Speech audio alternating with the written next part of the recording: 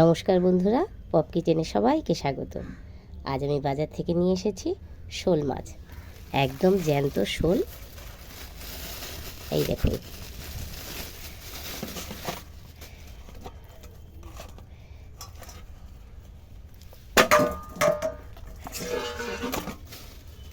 জ্যান্ত শোল।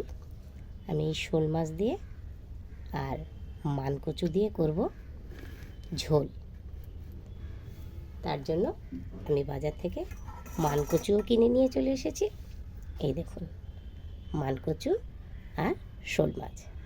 তাহলে শোল মাছটা আগে নুন দিয়ে মারবো, তারপরে আমি কাটবো, কেটে ধুয়ে তারপরে দেখাচ্ছি। মাছগুলো আমি সুন্দর করে কেটে ধুয়ে পরিষ্কার করে নিয়েছি।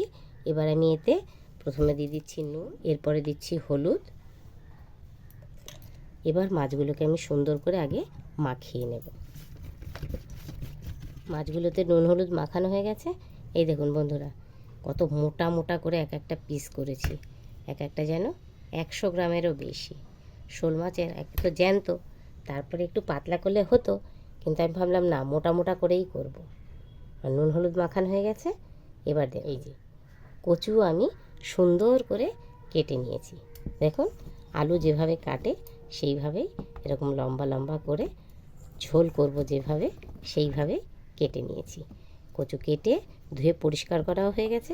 এবার তাহলে চলুন রান্নার কাছে যাব। তার আগে মশলাগুলো দেখ বন্ধুরা। শোল আর মানের ঝোল তৈরি করতে আমার লাগবে, এই দেখুন, সম্বার দেওয়ার জন্য নিয়ে নিয়েছি জিরে, শুকনো লঙ্কা, তেজপাতা, আর দেব শুধু 2টো এলাচ। পুরো গরম মশলা সব ইনগ্রিডিয়েন্টস দেবো না, শুধু 2টো এলাচ। আর এখানে আমি বেটে নিয়েছি আদা, জিরে আর শুকনো লঙ্কা।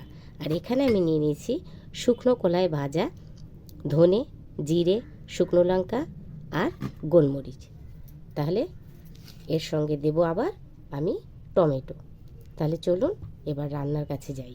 এই দেখুন, কড়াইয়ে তেল চাপিয়ে দিয়েছি। তেল কিন্তু গরম হয়ে গেছে। আমি কড়াই দিয়েছি সর্ষের তেল। এবার আমি মাছগুলোকে ভেজে নেব।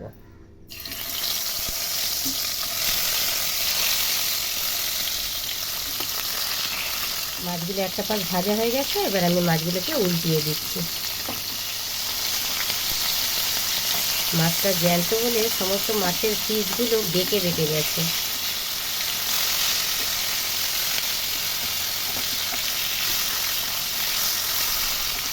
জ্যান্ত বলতে কিন্তু বন্ধুরা আমি বুঝিয়েছি, বাজার থেকে যখন নিয়েছি তখন জ্যান্ত ছিল, এখন জ্যান্ত নেই। এখন কাটার পরে তো স্বাভাবিক জ্যান্ত থাকবে না, মরা। মাছগুলো সুন্দর ভাজা হয়ে গেছে। এবার আমি এগুলোকে তুলে নিচ্ছি।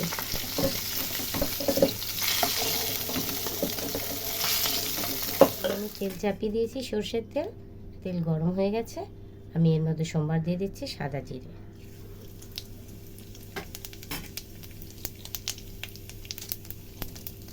তেজপাতা, ফাটিয়ে রাখা এলাচ,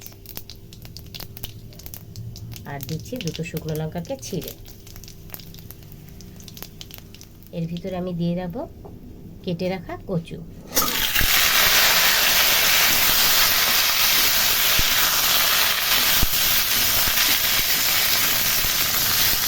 এর মধ্যে আমি দিয়ে দেবো লবণ আর দিয়ে দিচ্ছি হলুদ। কচুটা হালকা ভাজা ভাজা হয়ে গেছে। এবার আমি এর মধ্যে দিয়ে দেবো বেটে রাখা মশলাটা।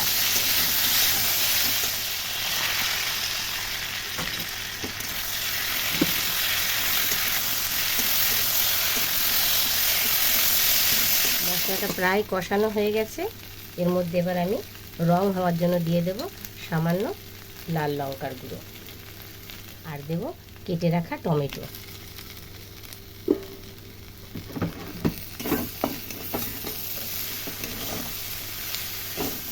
বন্ধুরা, কচুটা এত ভালো, এই দেখুন কষাতে কষাতেই পুরো ভেঙে যাচ্ছে, গলে গেছে পুরো।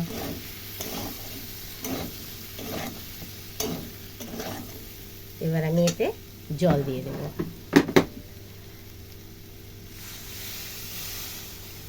এবার একটু ঢাকনাটা খুলে দেখি কত দূর হয়েছে।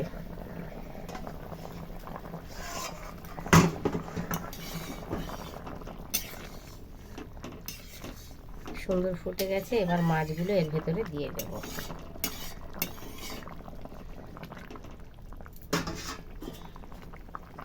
এবার মাছগুলো এর মধ্যে দিয়ে দিচ্ছি।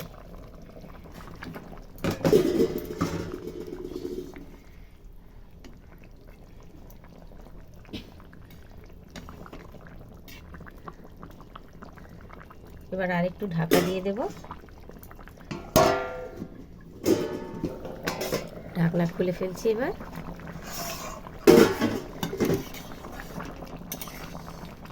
সুন্দর ঝোল হয়ে গেছে। কচুগুলো পুরো ভেঙে ভেঙে গলে গেছে বন্ধুরা। এত সুন্দর কচুটা পুরো মোমের মতন গলে গেছে। গোটা আর নেই কচু, সব ভেঙে গেছে। এবার আমি এর মধ্যে দিয়ে দেব আগের থেকে শুকনো খোলায় ভেজে গুঁড়ো করে রাখা মশলাটা। তরকারি হয়ে গেছে। এবার আমি এটাকে নামিয়ে নিচ্ছি। তাহলে বন্ধুরা, কেমন লাগলো শোল দিয়ে কচুর ঝোল অবশ্যই কমেন্ট করে জানাবেন। আর ভালো লাগলে অবশ্যই লাইক করবেন, শেয়ার করবেন আর সাবস্ক্রাইব করতে একটুও ভুলবেন না। তাহলে আজকের মতন এই পর্যন্ত। টাটা।